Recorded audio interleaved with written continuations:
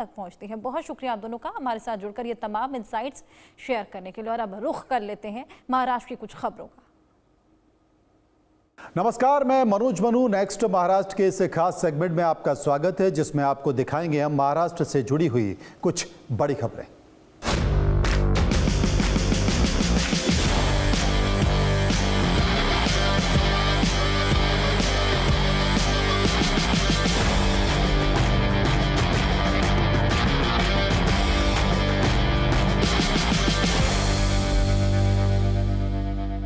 महाराष्ट्र की देवेंद्र फडणवीस सरकार राज्य के इंफ्रास्ट्रक्चर को तेजी से विकसित कर रही है। यातायात को सरल और आरामदायक बनाने के लिए ठाणे मेट्रो रूट का निर्माण किया जा रहा है। पहले चरण का ट्रायल भी सफलता के साथ पूरा हो चुका है। ठाणे को जल्द ही मेट्रो की सुविधा मिलने जा रही है। महाराष्ट्र के मुख्यमंत्री देवेंद्र फडणवीस ने ठाणे मेट्रो लाइन 4 और 4A के पहले ट्रायल रन का उद्घाटन किया।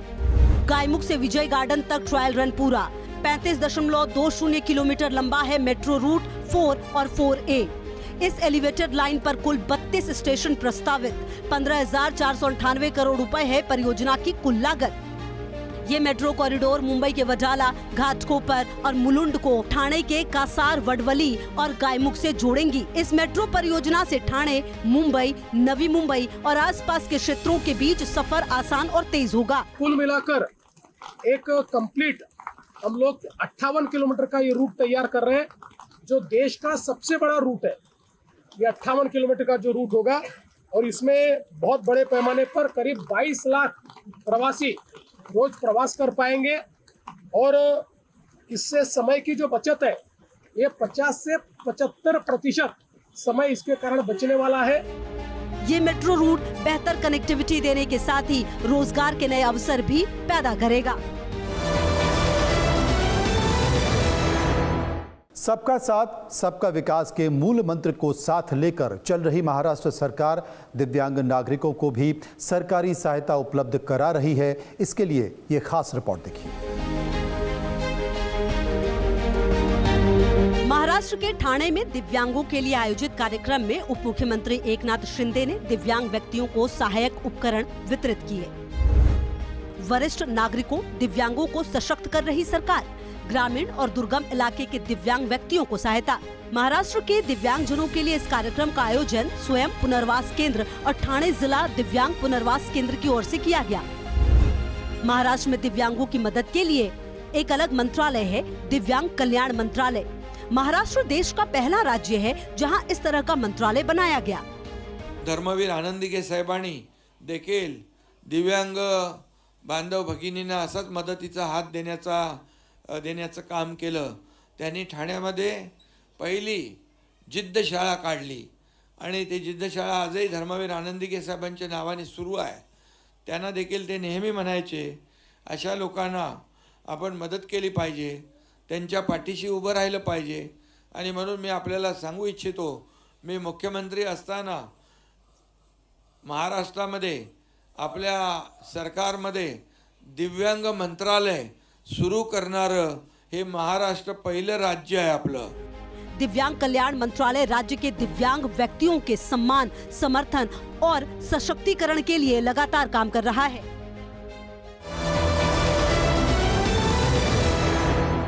BSNL की पूरी तरह से स्वदेशी 4G तकनीक लॉन्च हो गई है। पुणे में मुख्यमंत्री फडणवीस ने BSNL की 4G सेवा का उद्घाटन किया। अब महाराष्ट्र के दूर दराज इलाकों तक भी बेहतर कनेक्टिविटी की सुविधा मिल सकेगी। भारत के टेलीकॉम क्षेत्र को मजबूत करते हुए महाराष्ट्र के मुख्यमंत्री देवेंद्र फडणवीस ने पुणे में स्वदेशी 4G नेटवर्क का उद्घाटन किया। BSNL की 25वीं वर्षगांठ के मौके पर देश भर में 92,633 टावरों का उद्घाटन किया गया। इनमें 9,020 टावर महाराष्ट्र में स्थापित किए गए। 24,680 से अधिक गाँव को 4G कनेक्टिविटी की सुविधा। 92,633 नवीन टावर्स मध्ये जवळपास या ठिकाणी 9,020 टावर्स हे आपल्या महाराष्ट्रातले आहेत आणि आज देशातल्या 24,680 गावांना 4Gचं नेटवर्क हे या नवीन टावर्सच्या माध्यमातून उपलब्ध होणार आहे। इस कनेक्टिविटी से महाराष्ट्र सरकार की 1100 ऑनलाइन सेवाओं को गांव तक पहुंचाने में आसानी होगी। मुख्यमंत्री फडणवीस ने भारत की स्वदेशी तकनीक क्षमता में हो रहे विकास को प्रधानमंत्री मोदी का विजन बताया। हे 4G चे टावर्स असले तरी 5G ची स्केलेबिलिटी याच्यामध्ये आहे।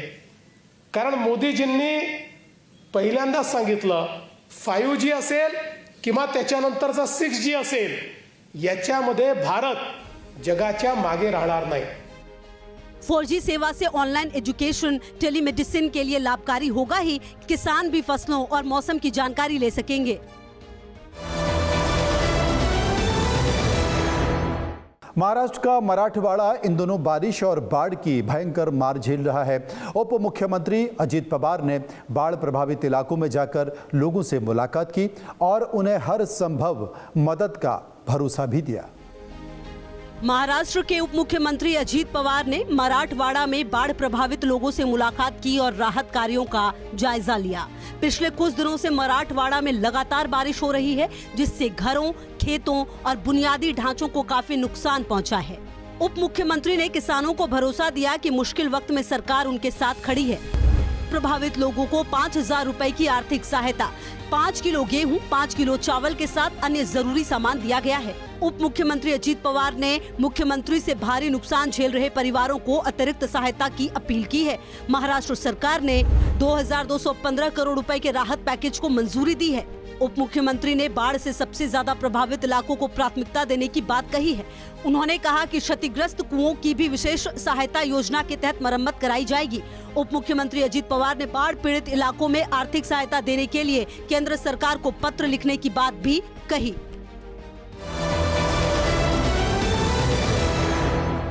स्विट्जरलैंड के दावोस में आयोजित विश्व आर्थिक मंच पर महाराष्ट्र को सबसे ज्यादा निवेश प्राप्त हुआ है। समझौते के मुताबिक अमेज़न महाराष्ट्र में क्लाउड इंफ्रास्ट्रक्चर के पहले चरण के लिए 8.3 अरब डॉलर निवेश करेगा। इसके लिए एक रिपोर्ट देखिए। महाराष्ट्र के मुख्यमंत्री देवेंद्र फडणवीस ने मुंबई में वीडियो कॉन्फ्रेंसिंग के जरिए अमेज़न वेब सर्विसेज के पहले डेटा सेंटर की आधारशिला रखी। इस डेटा सेंटर के साथ अमेज़न वेब सर्विसेज ने महाराष्ट्र में क्लाउड इंफ्रास्ट्रक्चर में 8.4 अरब डॉलर के निवेश की शुरुआत की है। इससे पहले अमेज़न 3.7 अरब डॉलर का निवेश कर चुका है।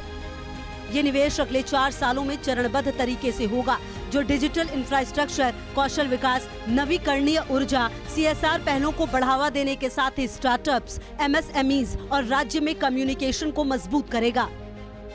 इस मौके पर मुख्यमंत्री फडणवीस ने कहा कि राज्य में उद्यमियों के लिए लाइसेंसिंग को सरल बनाने और ईज ऑफ डूइंग बिजनेस के लिए सरकार तेजी से काम कर रही है। मुख्यमंत्री फडणवीस ने भारत की पहली थिंक बिग मोबाइल वैन का भी उद्घाटन किया। अमेज़न की STEM लैब की पहल के तहत ये वैन मुंबई के 4,000 छात्रों को टेक्नोलॉजी और डिजिटल शिक्षा प्रदान करेगी। आधुनिक तकनीक की मदद से मुंबई के छात्रों को रिसर्च और नए विचारों के माध्यम से शिक्षित किया जाएगा। तो ये थी महाराष्ट्र के इस हफ्ते की कुछ बड़ी खबरें। महाराष्ट्र की ताज़ा तरीन खबरों के लिए आप देखते रहिए नेक्स्ट महाराष्ट्र।